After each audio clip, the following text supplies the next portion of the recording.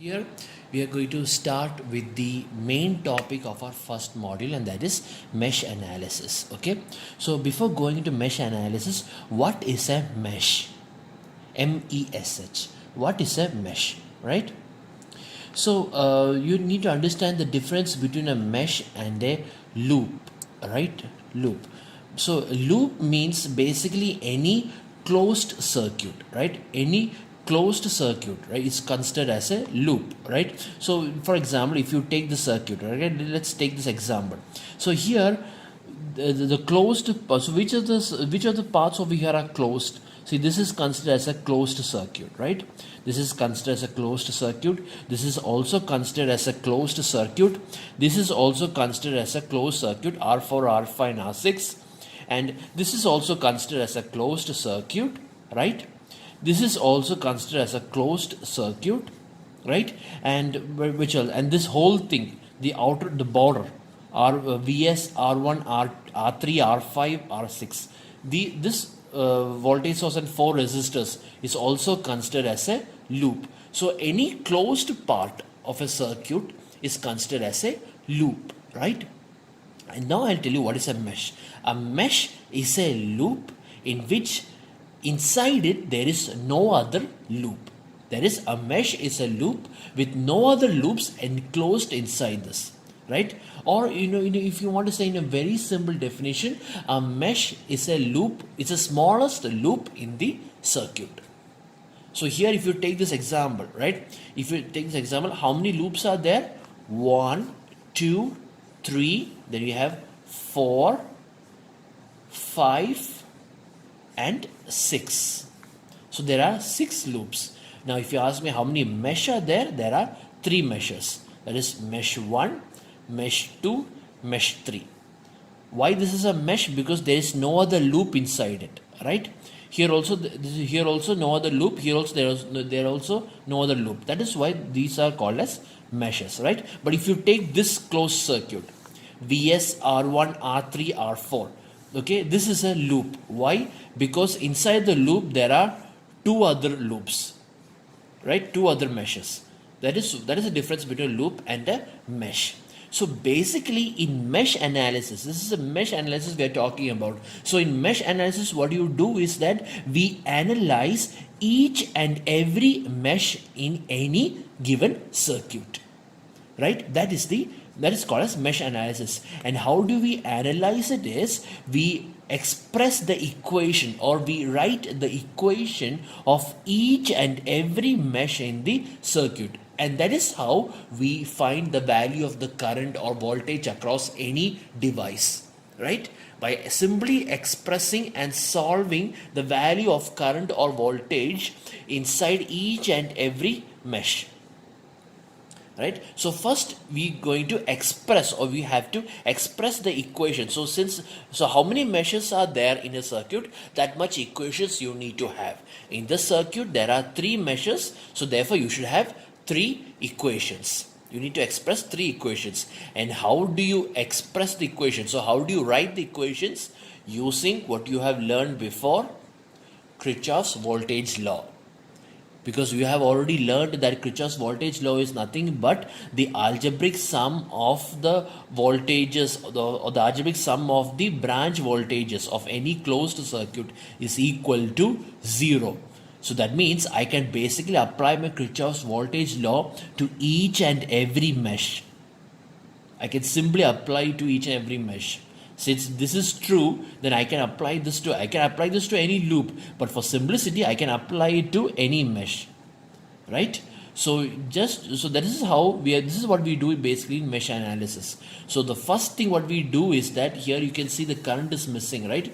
So the first step what we do is that since there are 3 meshes, we assume that for every mesh there is a current flowing through it. Okay, and that current is what you call as the mesh current. Okay, for example, in the first mesh there is a current flowing through it which is called as I1. Okay, I1 is a variable. I don't know the value of I1. They were supposed to find the value of I1. Likewise, in the second mesh there is a current flowing through it, and that current is called as I2. And the third mesh there is another mesh current called as I3, right? So this is what the first step we do. We assume that a current is flowing inside the loop of each and every mesh. And also I want you to observe that I have marked the direction of each and every mesh current the same, that is clockwise. Okay, in some textbooks, or in not only some textbooks, if you want, you can even change the direction of the mesh current. Okay, it's suppose in some case clockwise, in some case anti-clockwise, you can do that also, but I prefer that you all make the direction of the current in one direction, in unidirection, and that should be in clockwise. You will understand why when you are writing the mesh equations. Okay, so therefore there are three meshes. So how many meshes are there? That much mesh equations, that much mesh current will be there, and that much mesh equations will be there. Because here in this circuit, basically I1, I2 and I3 are the unknown variables. We'll be knowing the values of the resistors and the voltage sources in the circuit. What you need to find is the value of the current. If you know the value of the current, then you can find the value of the voltage across any device. Just multiply that current with that resistor. That's all, right? So that is how we are able to find the current and the voltage across any device. Okay, so since this, there are three unknown variables, I1, I2, I3 are the three unknown variables, which means you need to have to solve three unknown variables. You all learned that to solve three unknown variables, you need three equations. So that means that three equations are expressed by these three meshes.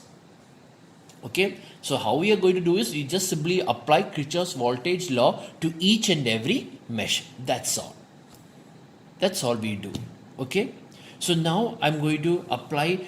So let me express the equation for the first mesh. Okay, equation for mesh 1.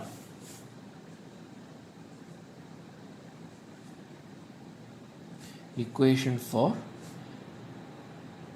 mesh 1. Okay. So one thing you need to understand about this mesh current, okay? See, because from looking at the mesh current, I can tell you the current across any device in the circuit. If we are able to mark the mesh current of each and every mesh, then I can tell you the value of the current across any elements in the circuit. For example, since this is the current that I have marked over here, so let's see what is the current that is flowing through R1. That is I1. The name of the current that's flowing to R1 is I1. And what is the current that's flowing through R3? I2. What is the current that's flowing through R5? I3. What is the name of the current that's flowing through R6? That is also I3. Okay. And likewise, what is the name of the current that is flowing through R2? You see, R2, what is the current across R2? Is it I1 or is it I2? See, if you look very carefully, in this branch, I1 is flowing downwards. I1 is flowing downwards, and since I have marked I2 like this, which means I2 is flowing upwards, right? I1 is flowing downwards and I2 is flowing upwards, which means the two directions of the current are opposite to each other. There are opposing effect, opposing the current of each other. Therefore, the total current flowing through R2 is I1 minus I2. Likewise, in this branch, there is a current I2 flowing downwards and there is current I3 flowing upwards. Therefore, the current across R4 is I2 minus I3. The difference between these two currents. That is how we take this into effect. It can either be, it can either be I1 minus I2 or I2 minus I1. That it doesn't matter, because like I said before, when you are finding the value of the current and when you see a negative sign in front of your answer, it means that the magnitude is you have already found the value and the direction is opposite to that of what you have assumed. So when I say I1 minus I2, I'm assuming that I1 is greater, which means the current is flowing downwards. Okay. So if I say I2 minus I1, then I am assuming that I2 is greater and the current is flowing upwards. Okay. So it doesn't matter. The direction of the current doesn't matter, because if the direction is opposite to what you have assumed, then there will always be a negative sign in front of your answer. That's all. What is important is the value of the current. Right? So here in equation mesh 1, So this is the mesh 1, and I am going to apply Kirchhoff's voltage law in this equation.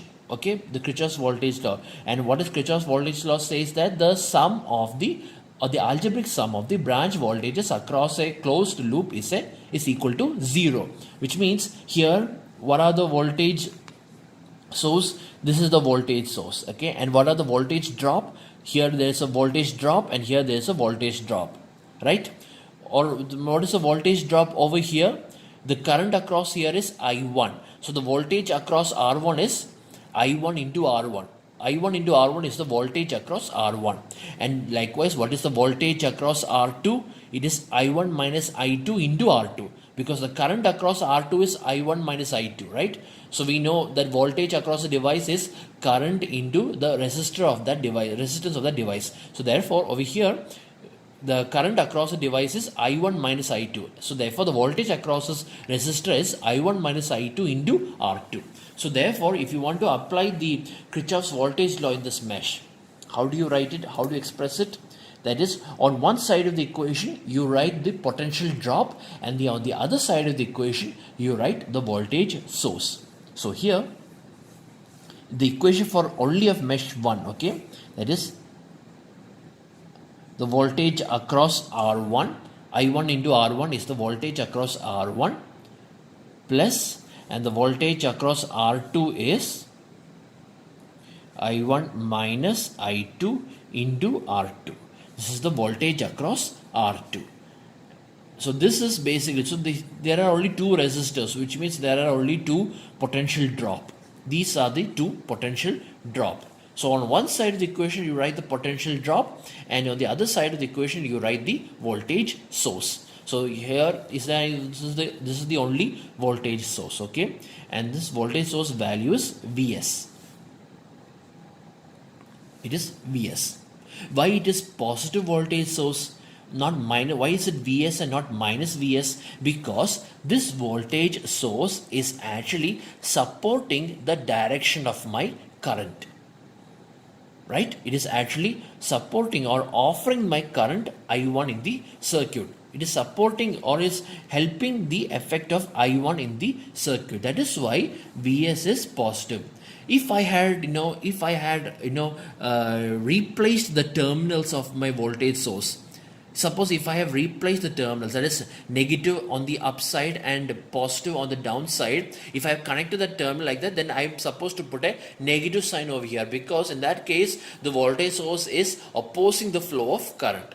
Here the voltage source is supporting the current, because we know that if you take any voltage source, right, if you take any voltage source, the current always leaves the positive terminal and enters into the negative terminal, right? So that is why this is plus Vs. Okay, so here, so what I'm going to do is, so this is called as Kirchhoff's voltage law.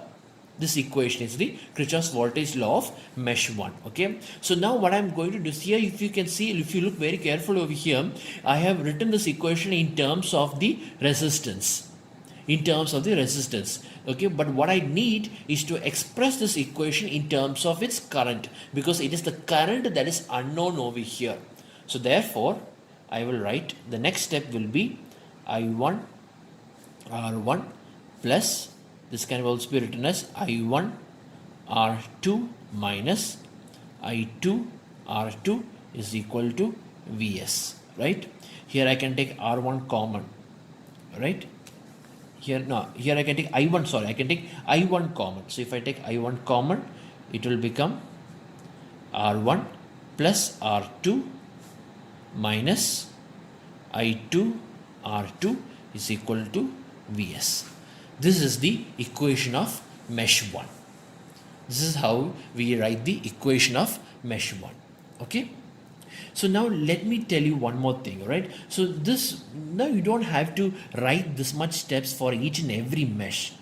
That is one thing you need to understand. There is a shortcut of writing the equations without applying any steps, intermediate steps. You can finally write the equation without applying any intermediate steps. Okay, and how we find out that is, Simple, it's very easy. So just forget these three equations, okay? I'm going to write the equation of mesh 1 without applying any steps. I'm going to write the final equation in terms of current, right? So how do I write is that, see, since I am writing, so this is what you need to remember.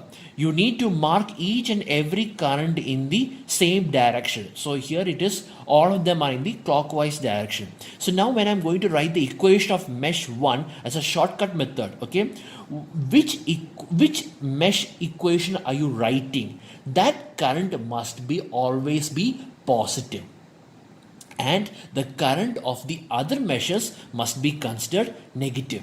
So since I'm going to write the equation for mesh 1, current I1 must be positive and all other currents must be negative, right?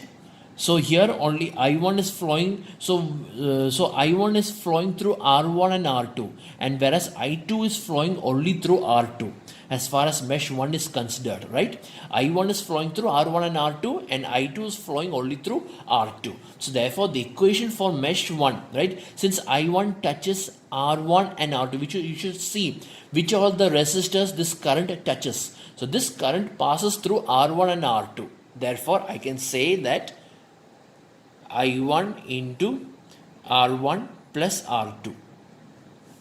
Okay, then I know that there is a current I2 over here, right? So that's what I said. Since you are writing the equation for mesh 1, then that current only that current must be made positive. Only that current must be positive, and the remaining currents whichever you are expressing, that must be negative. Okay, so here I1 touches R1 as in the case of mesh 1, I1 touches R1 and R2, and whereas I2 touches only R2. Therefore I2 into R2 is equal to the voltage source Vs. See, this is the shortcut method of writing it. Just see which all the components that current touches.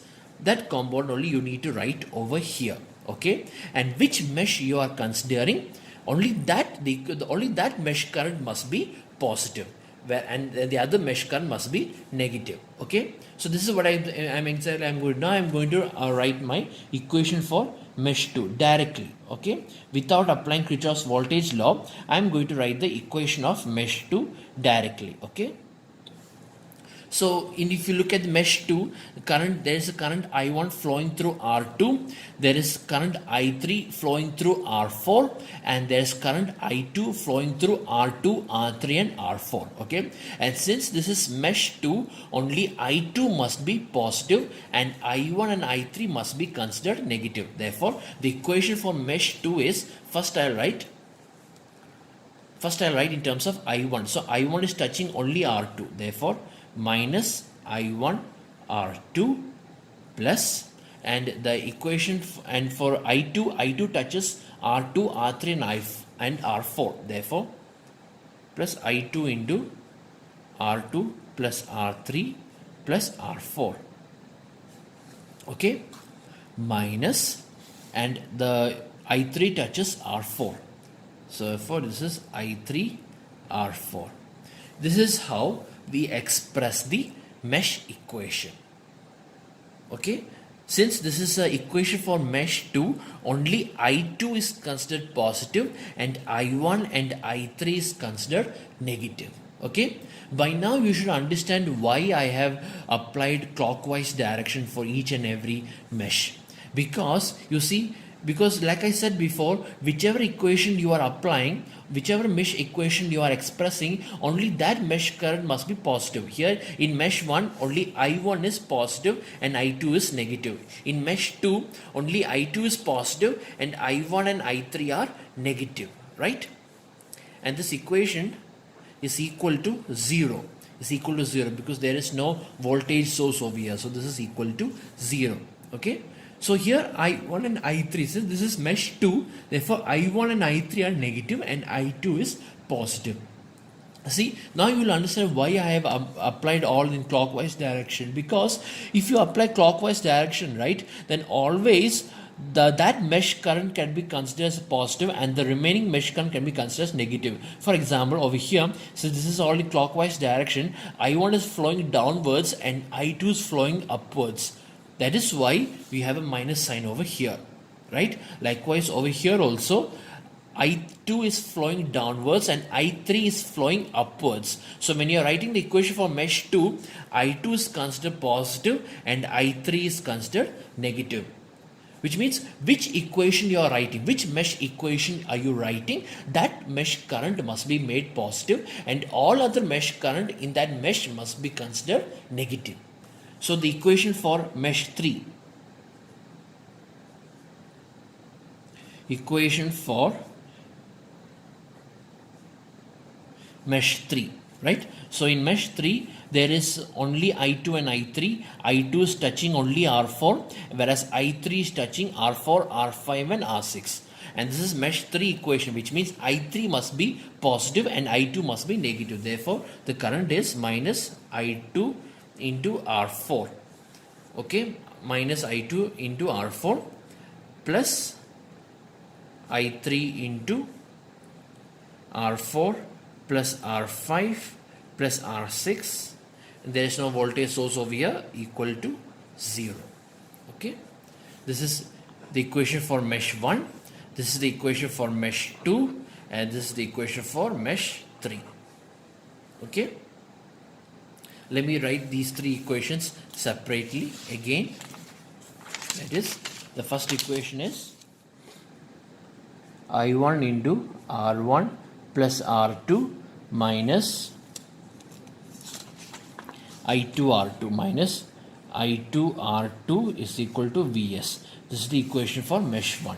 Okay, minus, next is the equation for mesh 2 is minus I1 R2 plus I2 into R2 plus R3 plus R4 minus I3 R4 equal to 0.